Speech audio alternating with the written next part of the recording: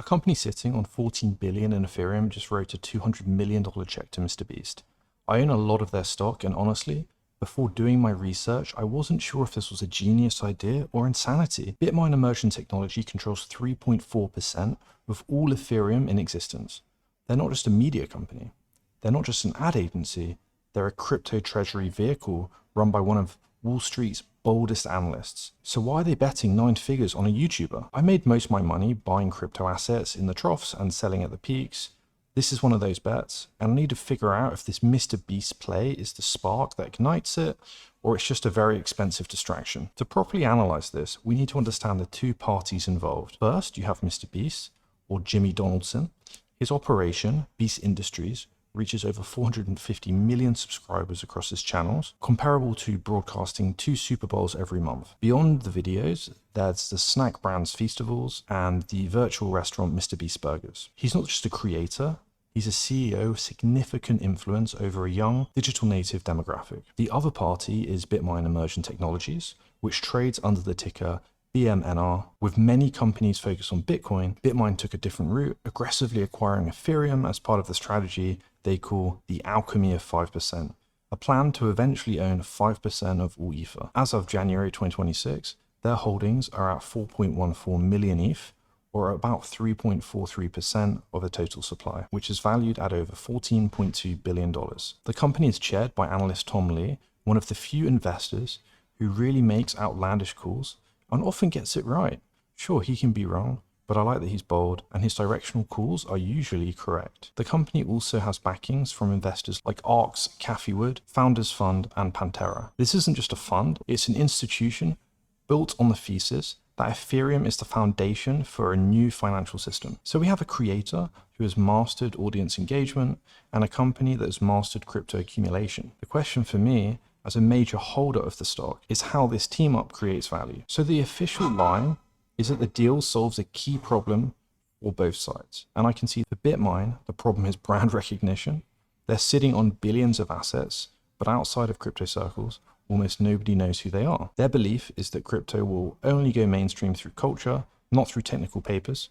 Tom Lee stated in the announcement that MrBeast has a reach and engagement unmatched. This at $200 million is their attempt to buy a direct line to hundreds of millions of people. I see it less as a plan for direct user acquisition and more as a massive marketing brand campaign, basically. On the other side, for MrBeast, the issue is reportedly cash flow. His videos are increasingly expensive to produce, with some costing over $10 million, and he reinvests heavily into his business. While the company is valuable, it may not be very liquid. He also has ambitions to expand into new areas, including financial services. The announcement mentioned plans to incorporate DeFi into our upcoming financial services platform. To do that, he needs capital from a partner that understands the technology, and Bitmine certainly fits that description. On paper, the exchange makes sense. Bitmine needs marketing, and MrBeast needs crypto-native capital. The logic works well on paper. Whether it works in practice is a different question. So what does this partnership actually entail? The $200 million gets Bitmine a stake in the entire Beast Industries holding company. The most talked about part of the deal, however, is the plan for a DeFi-powered financial services platform. So let's break down what they're proposing here. The idea is that loyalty points for buying Feastables could become digital assets in a MrBeast crypto wallet, or that his fans could participate in savings or charity initiatives powered by decentralized finance. This aligns with Bitmine's stated goal of not just holding ETH, but helping build applications on top of it. They are a major player in Ethereum staking, the process of earning rewards for helping secure the network. Theoretically, they could provide the technical backbone for a simple, safe financial product for MrBeast's audience. The goal would be to turn viewers into active participants in an economy built around the creator. It's an ambitious idea, but turning that vision into a user-friendly and compliant product is actually a pretty monumental task. From my perspective, having built this into one of my largest positions, the core investment case is pretty clear. The stock is essentially a proxy for Ethereum, but with institutional management. This MrBeast deal is an interesting variable on top of that core thesis. The bull case they're selling is a flywheel effect. MrBeast introduces millions of his young, trusting fans to crypto, driving real use for Ethereum. This increases the value of Bitmine's ETH holding, which in turn gives them more capital to fund their operations and reinvest in ventures just like Beast Industries. However, you have to acknowledge the risks here. The main one is audience apathy. Will people who want to watch stung videos actually care about decentralized finance? If it feels like a forced ad, it could backfire and damage the trust MrBeast has built. The second risk is execution. Building a simple, compliant, and legal DeFi product is extremely difficult. And finally, there's an inherent volatility. Bitmine's value is tied to the price of Ethereum. The company also recently got approved to issue more shares. That raises a few dilution concerns. But here's the trade-off. If they use those shares to acquire more ETH at a discount, it's actually a good thing for the NAV. The risk is if they use it poorly, which is why leadership really matters here. So let me be direct about why this is still a buy for me.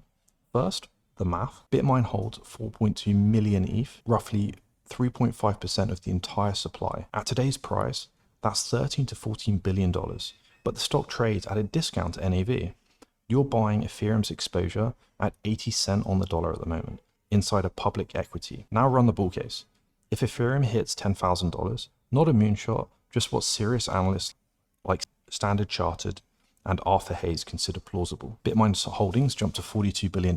That's an NAV above the $115 per share. The stock's been trading in the $20 to $30 range. That's a 3 to 4x upside before any multiple expansion. And in a crypto bull market, discounts don't stay discounts.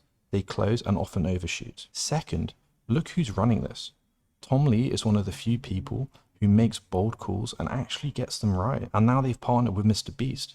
Whether you love or hate that deal, it effectively prepays years of global brand exposure in one transaction. Third, what they actually own matters.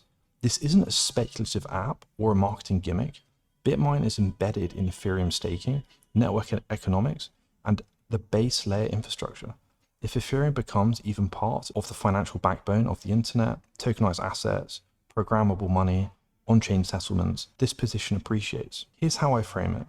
Bitmine is a cool option on Ethereum with no leverage, no futures, just a clean equity exposure to a concentrated ETH position. And if crypto enters another bull phase, which it always has, this structure works. This MrBeast deal, it's not the thesis, it's asymmetric upside on top of what's already a clean bet for me. And that Bitmine remains one of the most direct ways to play that in public markets. That's why I'm holding it. Be interested to hear your thoughts in the comments below.